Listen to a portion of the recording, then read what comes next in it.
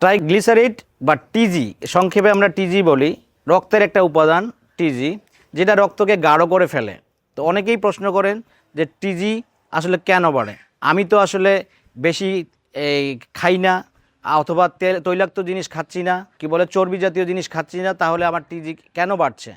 প্রশ্ন হলো যে আপনি যে খাদ্য খাচ্ছেন সেখানে আপনাকে খেয়াল রাখতে হবে যে যেই সমস্ত খাদ্য, বিশেষ করে কার্বোহাইড্রেট অথবা সুগার জাতীয় খাদ্য আপনার টিজি বাড়াতে খুব সাহায্য করে।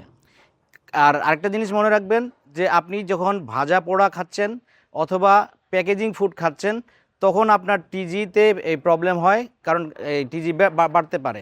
তো সেই ক্ষেত্রে আপনি খাদ্য যেমন খাবেন দেখে শুনে খাবেন, যেটা কার্বোহাইড্রেট, চিনি অথবা কোল্ড ড্রিঙ্কস, যেটা প্যাকেজিং ফুড অথবা কোল্ড ড্রিঙ্কস, যেটা আমরা কোকাকোলা, পেপসি অথবা মিরিন্ডা বলে পরিচিত, অথবা জুস খাচ্ছি আমরা, ফ্রুট জুস বলে যেটা খাচ্ছি, হেলদি মনে করে যেটা খাচ্ছি, সেটা আসলে আপনাকে সুগার কন্টেন্ট করার জন্য বা নেওয়ার জন্য আপনার আসলে টিজিটা বেড়ে যাচ্ছে। তো সেই ক্ষেত্রে আপনার টিজি থেকে যেমন খাদ্য একটা ব্যাপার, ঠিক একইভাবে আপনার ঘুম বা আপনার যে অন্যান্য বিষয়গুলি যেমন ইমোশনাল বা মেন্টাল বিষয়গুলি, অ্যাংজাইটি, ডিপ্রেশন, সেগুলো থেকে যদি মুক্ত থাকতে পারেন তাহলেই কিন্তু আপনার টিজিকে কন্ট্রোল করতে পারবেন, অর্থাৎ রক্তের যে গাঢ়ত্ব বেড়ে যাওয়া এটা থেকে মুক্ত থাকতে পারবেন। ধন্যবাদ, ভালো থাকবেন, আমাদের ফেসবুক পেজটি ফলো করবেন।